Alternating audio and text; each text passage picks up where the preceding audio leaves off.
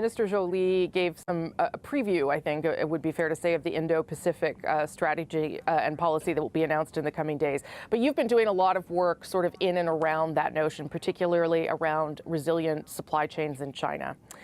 You have said that we need to see a decoupling from China and regimes that don't share our values. How hard is that going to be? How hard are you finding it to be, given how much we have relied on China and its manufacturing in the past? Well, it's clear that we're going to continue to export and import from China, but what I said is that we need to align closely with our American friends. Something is clear to me: we need to stop to be overly reliant on countries who don't share our basic values. And at a time where you talk to global CEOs and you see global supply chain becoming more regional, more emphasis on resiliency than pure efficiency, that plays very well to Canada. What I want to be is to be the green supplier of choice to our partners and allies around the world. That's why I was in Korea recently. Then I'm going to Korea. I was in Japan recently. I'm going back to Japan. Then I'll be in Germany. And I think our allies around the world, they see Canada as the place to be when it comes, for example, of sourcing critical minerals. When I was in Washington, I was talking to our U.S. friends, we need to do more on the CHIPS side, because if you look at the Inflation Reduction Act and the CHIPS Act in the United States, in my view, this is all about resiliency. Yeah. And how we increase resiliency in North America is by working together. So my message to Washington is that Canada is the partner of choice if we want to be more resilient when it comes to our critical supply chains. Well, let me ask you about that. Is it because of the United States and their approach to China that we are acting, or were we worried we were going to get left behind if we didn't make a dramatic shift in terms of how we were approaching global supply chains? Well, I would say it's in Canada's best interest when it comes to, for example, the critical supply chain. Yes, I do believe that we need to be aligned with our U.S. friends. For me to increase resiliency, to be avoiding of being overly dependent on a few countries who don't share our basic values or basic principle when it comes to human rights, when it comes to labor law, when it comes to human dignity.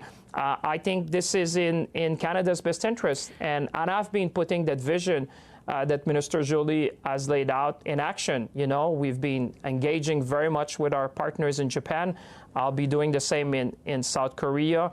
And you've seen what we've done with Germany by signing an MOU with Volkswagen and Mercedes-Benz, which I think is going to lead to further investments in Canada. Well, and I have some questions about electric vehicles, because I know you like talking about it. Definitely. You should be with me on the road. Let's talk about the critical minerals industry, because you've decided that you were going to require 3 Chinese businesses to sell their stake in Canadian firms. Should I interpret that then as an indication that you don't trust China, that you don't want them to hold those kinds of investment in this country, particularly for something that's so critical? Well, I think what you should interpret is that I'm going to be protecting our national security.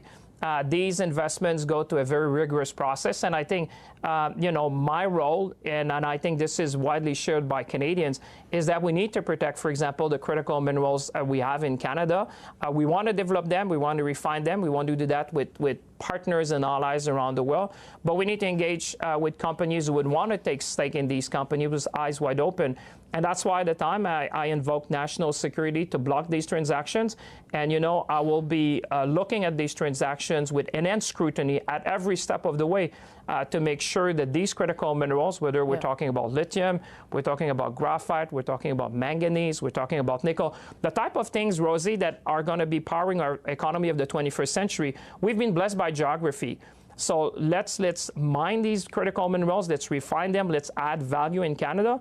But I'm also mindful of, state-owned companies of different countries would want to take equity interest in our company, and I will apply enhanced scrutiny, and I will block any transaction that I don't find to be in the national security interest of Canada. Should we expect more of that? Are you reviewing current deals to see whether there are other countries that you don't want to hold those kinds of investments? I've said very openly that when it comes to state-owned enterprises who want to take stake in Canadian mining companies, when it comes to critical minerals, then in this case we would only approve them in exceptional circumstances. And I think this is what Canadians expect from us. It's about time that we put our foot down and make sure that these critical minerals are going to be, they're going to be mine and refine here in Canada with partners. And I'm going to be watching that very, very carefully, because this is the type of thing that's going to fuel the economy of the 21st century. We happen to have them in Canada. We need to protect them. You were, as you said, the Minister of Foreign Affairs 5 years ago. You had a very different attitude towards China. You were interested in exploring free trade talks. Did the government have the wrong approach on China for too long, Minister? Well, I would say China of 2015 and China of 2022 is very different. I think at the time, not only Canada, but I would say largely, if you look at the G7 and many countries around the world, there was a time where when China came to WTO, that there was a time where people were saying, further engaging with China. My view today is one which takes into account that obviously we're going to continue to export and import with China, but when it comes to critical supply chains, particularly when it comes to critical minerals, microchips, I think we need to engage with eyes wide open. And I think this is what this strategy is about: diversification. And I've been putting that strategy in action, honestly, because engaging further with South Korea, engaging more with Japan, engaging more with Germany, I think it's in Canada's best interest. This is looking at the long term. And I think these steps that we've been taking and what Minister Joly has laid out is really in line with what I feel when I'm talking to CEOs around the world. This is, supply chain are becoming more regional, more resiliency, and Canada shines in that. Why? Because stability, predictability, and the rule of law is in short demand, is in high demand and short supply. And Canada stands out in the world when it comes to that. So we've been able to attract investment. People are looking, for example, to talent. They're looking to the ecosystems that we have. They're looking critical minerals, renewable energy, and access to market. And that's our moment to shine. That's why I keep saying, let's be ambitious. Let's seize the moment. Everyone wants to come invest in Canada right now.